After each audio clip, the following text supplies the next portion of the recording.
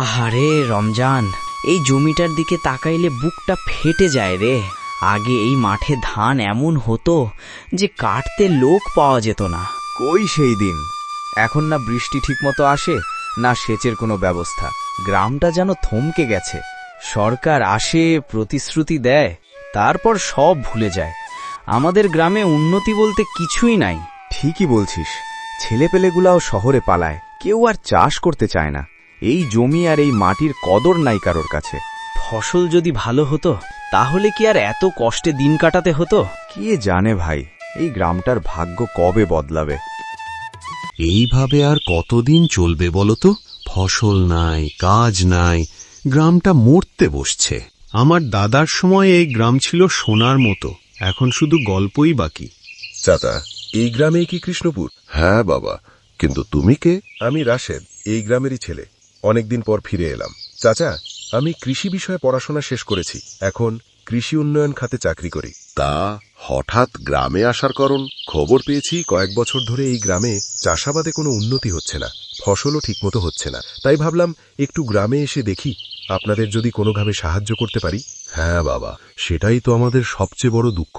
যাক, এটা ভেবে ভালো লাগলো এতদিন পর কেউ আমাদের কথা ভাবলো। এরপর সবাই মিলে জমিতে গেল। যুবক জমি ভালো করে দেখার পর বলল, চাচারা, একটা কথা পরিষ্কার করে বলি, এই জমি খারাপ না, আর ভাগ্যকেও দোষ দিয়ে কোনো লাভ নাই। তাহলে দোষ কার বাবা? ভুলটা আপনারাই করেছেন। একই জমিতে বছরকে বছর একই ফসল চাষ করেছেন। আমরা তো তাই করতাম আগে থেকেই।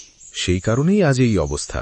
একই ফসল বারবার করলে জমির শক্তি শেষ হয়ে যায়, মাটিরও বিশ্রাম লাগে। চাচা, নতুন ফসল নতুন পদ্ধতি না দিলে জমির উর্বরতা নষ্ট হয়ে যায়।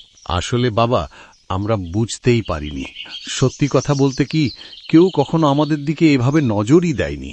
এখনো সময় আছে, সঠিক ফসল পরিবর্তন করলে এই জমি আবার সোনা ফলাবে। তাহলে বাবা, এখন আমরা কি করব? এই জমিগুলো নিয়ে আমাদের পথটা কি? এখন নতুন করে শুরু করতে হবে। এখন সবজি চাষ করতে হবে। একই জমিতে একসাথে ৩-৪ রকম সবজি লাগাতে হবে, যেমন ফুলকপি, বেগুন।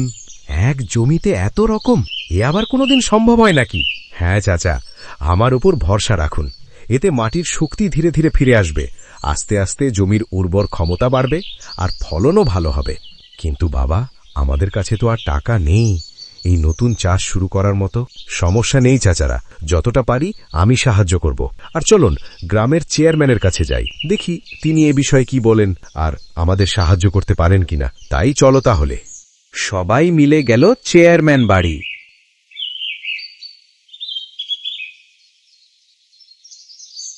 চেয়ারম্যান বাবু, আমরা গ্রামে নতুনভাবে চাষ শুরু করতে চাই। কিছু সাহায্য থাকলে কৃষকরা আরো ভালোভাবে কাজ করতে পারবে। নতুন চাষ বলতে তুমি কি বোঝাচ্ছ? চাচা, একই জমিতে এক ফসল নয়, একসাথে ৩-৪ রকম সবজি চাষ করতে চাই। এতে মাটির উর্বরতা বাড়বে এবং ফলন ভালো হবে। ঠিক আছে, কিন্তু আপনারা জানেন বাজেট খুব সীমিত। আমি কিছু সার ও বীজ দিতে পারি। চাচা ধন্যবাদ, আপনার সাহায্যে আমরা শুরু করতে পারবো। যুবকের নির্দেশনা মেনে গ্রামের কৃষকরা জমিতে নতুনভাবে চাষ শুরু করল। একই জমিতে তারা বিভিন্ন ধরনের সবজি লাগালো, ফুলকপি, বেগুন, টমেটো, শাকসহ আরো অনেক সবজি। কিছুদিনের মধ্যেই জমি সবুজে ভরে উঠল, ফসলও প্রচুর হলো। গ্রামের কৃষকরা প্রথমবারের মতো দেখল একই জমি এত উর্বর হতে পারে। তারা খুশি হয়ে একে অপরকে অভিনন্দন জানালো। শহরে ফসল বিক্রি করতেই কৃষকরা অনেক টাকা উপার্জন করল। এই আনন্দ ও সফলতা গ্রামবাসীর মুখে হাসি ফোটালো, আর তারা বুঝল সঠিক পরিকল্পনা ও পরিশ্রমই প্রকৃতভাবে ভাগ্য পরিবর্তন করে।